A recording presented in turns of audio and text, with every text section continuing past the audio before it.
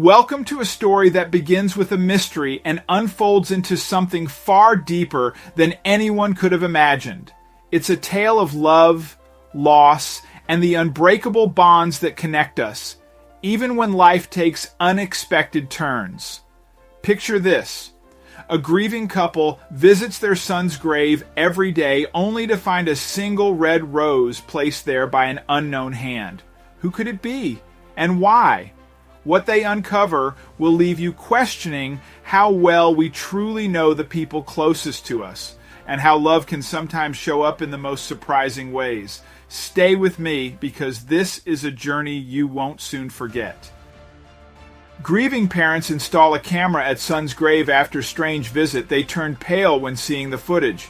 Mary and Peter were grieving their late son who had died in a tragic accident. They went to his grave every day, but after a month or so, they noticed that someone had beaten them to it every time. There was a new rose on his grave every day, but who planted this rose? Peter had a solution for this. He installed a camera to see who it was, but when he saw this person, he was shocked. Peter and Mary collected the footage from the camera and were on their way home. A mixture of excitement and doubt ran through their bodies, but nothing could have prepared them for what they were about to see. They waited until the next day to finally watch the footage. Peter and Mary had too much adrenaline and doubt in their minds, and they had to be sure they were making the right decision. Peter and Mary watched as the screen twitched and a pop-up opened. All they had to do now was press play to see who had been putting these red roses on their son's grave. But before we start, smash the like button, subscribe, and hit the notification bell so you never miss out on our upcoming stories. Parents Mary and Peter had never fully recovered from the loss of their son, Michael. He was only 18 years old when he was killed in a car accident, which devastated them both. It was just the two of them since then, and it was difficult to cope with. As a parent, you never expect to outlive your children. They didn't have much left after their son passed away. All of their savings went into his funeral, but they never complained about this. Their son deserved a good resting place, and they vowed to keep caring for him even after he passed. Michael left way too soon, but they didn't know what his death would bring to them. They visited his grave every day, bringing flowers and mows to remember him by. This became a routine for them and a way of keeping him close. It was just the two of them, and they loved that one-on-one time, telling their son what had happened that day. But one day, they noticed something strange. It was a Monday, and Mary and Peter were on their way to the cemetery, but as they approached their son's grave, they noticed something lying on top of it. "This wasn't here yesterday," Mary said, and Peter agreed. Why would anyone put something on someone else's headstone? Mary and Peter were baffled. A single red rose was lying on the headstone, and they had no idea who had put it there. They looked around, but no one was in sight. They looked at the graves surrounding their son's grave to see if any more had red roses, but Michael was the only one. At first, they brushed it off as a random act of kindness by a stranger, but every time the rose wilted, a new fresh one appeared. They became increasingly curious about who would put these roses on Michael's grave, but there was no way of finding out who was doing this. This went on for a few months, and they learned to appreciate the rose, but they were still keen on solving the mystery. But how? Then one day, Peter came home with an idea. "What if we hang cameras on the premises pointed at Michael's grave?" he asked his wife. "I'm sure that's against the privacy policy, Peter." But Peter didn't give up that easily. He was determined to find out who kept putting these roses on his son's grave. So one night, he buys a new security camera and drives to the cemetery without telling his wife. It was pitch black outside, and the only light he had was from his tiny pocket flashlight. He searched for the best hiding spot for the camera and looked to see if it had a clear shot at his son's grave, and it did. All he had to do now was wait. He went home and crawled into bed next to Mary, who pretended to be asleep. She knew what her husband had done that night, but she didn't stop him either. Deep down, she was just as curious as him to find out who this person was. They continued to visit Michael's grave every day for the next 2 weeks. Peter kept acting suspiciously around the grave, sneakily looking at the camera. Mary noticed it, of course, but didn't say a word to Peter about it. But then one day, Peter messed up. On a Tuesday morning, Peter and Mary got ready to head to the cemetery when they got a call. It was the cemetery supervisor. Someone had complained about the camera, and the supervisor had to confiscate it. She noticed the footage was focused on Michael's grave, so she made the connection to Peter and Mary. Filming without everyone's consent was indeed against the cemetery's privacy policy, so she had to hand in the camera to the police. But because she knew Peter and Mary personally, she made an exception. She kept a copy of the footage especially for them, but she didn't tell them what she had seen in the footage. She told Mary and Peter they could collect the footage at the end of the day today. This was great news for them because they couldn't wait any longer to find out who their son's mystery rose giver was. So they spent the day trying to distract themselves before it was time for them to head to the cemetery. After a few hours, they could finally come by the cemetery to pick up the footage. The cemetery supervisor waited for them at Michael's grave with the USB stick in her hand. But when she handed over the USB stick, she said something that Mary and Peter didn't understand. "I thought you had to see this." Peter and Mary were a bit stumped by her remark, but everything would become clear to them in a few days. They took the USB stick home, but suddenly felt hesitant to look at it. What did the lady at the cemetery mean when she said that to them? What if the way they remembered their son completely changed after they looked at the footage? They decided to sleep on it and see how they would feel in the morning. The next morning came, and the USB stick was still on their kitchen table. They looked at it as they ate their breakfast. "What are we going to do, Peter?" Mary asked her husband. "Is it really worth it? Will this USB stick change their lives forever?" Finally, Peter got up and grabbed the stick. "I have to know, Mary, otherwise I can't move on," he said to his wife, and she agreed. "Let's watch the footage together as the team we are." She saw Peter's demeanor change. He became more comfortable, but it wouldn't last very long. He slowly reached for the laptop and put the USB stick in. All they had to do now was press play to see who had been putting these red roses on their son's grave. Peter couldn't keep his hand from trembling when it was finally time to watch the footage. Slowly, he moved his computer mouse over to the play button and made sure that Mary was ready for whatever they were about to see. The video started playing.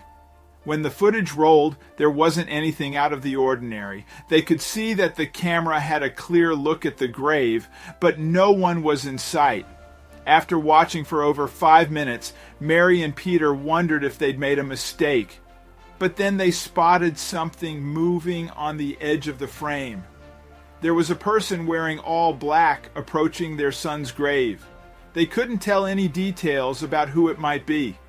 The only detail that stood out was the single red rose the visitor was carrying. They placed it upon the grave but didn't clearly show their face.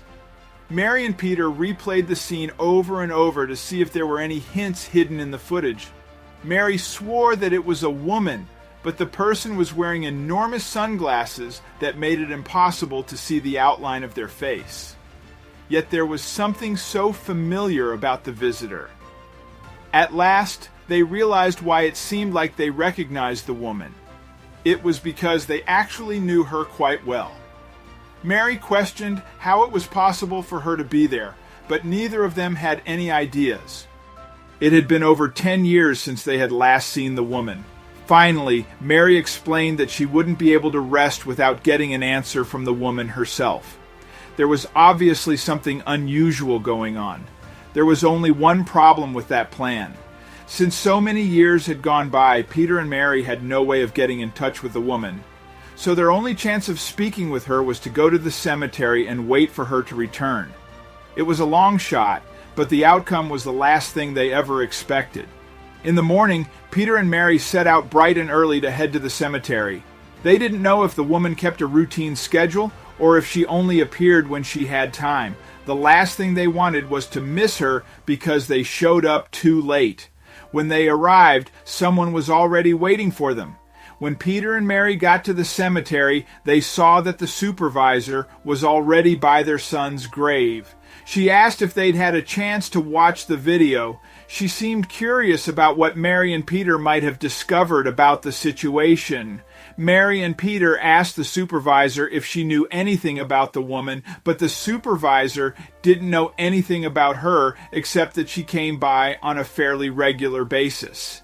The supervisor figured that the couple didn't know either since they'd set up the camera. When Peter explained that they knew who the woman was and simply wanted to talk to her to see why she was coming around Michael's grave, the supervisor realized the situation was even more complicated than she'd believed.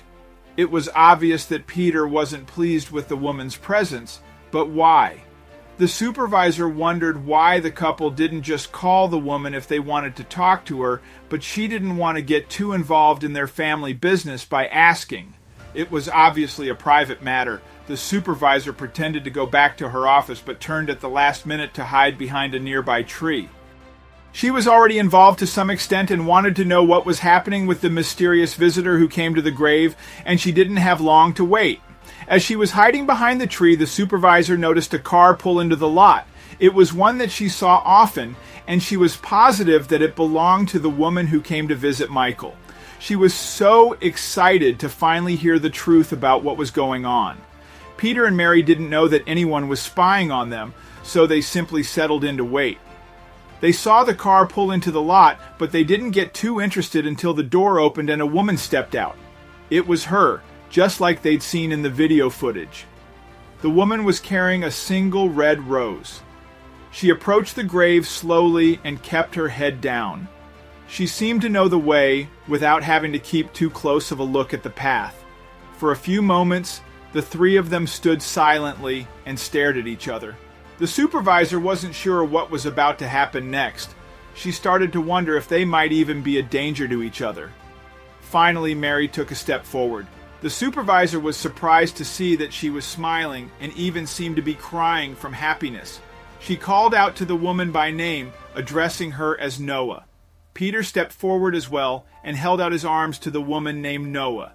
She didn't move immediately, almost like she was thinking about what she wanted to do next, but when she decided, she approached Peter and returned the hug.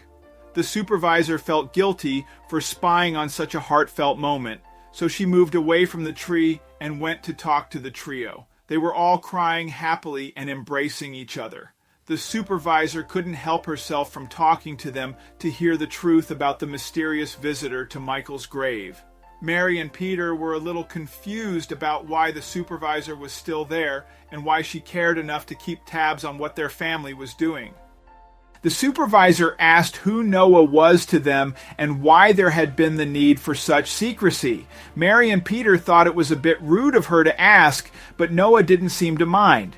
After all, the supervisor had gotten used to seeing Noah around. The answer was nothing short of shocking. Noah revealed that she was Mary and Peter's daughter. The supervisor couldn't believe it. She'd assumed that Noah wasn't related or perhaps was even an old friend or lover. The supervisor was even more confused about why Mary and Peter had needed to spy on the grave. Noah explained that she ran away as a teenager and started a life of her own. When she finally wanted to reconnect with her parents, it had been so long that she wasn't sure they'd want to see her, so instead, she just visited Michael's grave on her own. But now that they were together again, Noah had a confession to make. Noah told her parents that she missed them and wanted to be there for them after hearing about Michael's death. But when they didn't recognize her right away at the funeral, Noah thought that maybe it had been too long since to reconnect. She still wasn't sure that Mary and Peter wanted to truly welcome her back into the family.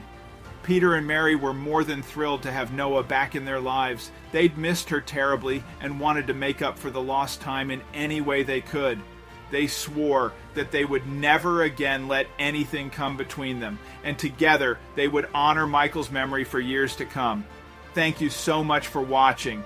If you enjoyed this story, don't forget to hit that like button, subscribe, and ring the notification bell so you never miss another unbelievable tale like this one.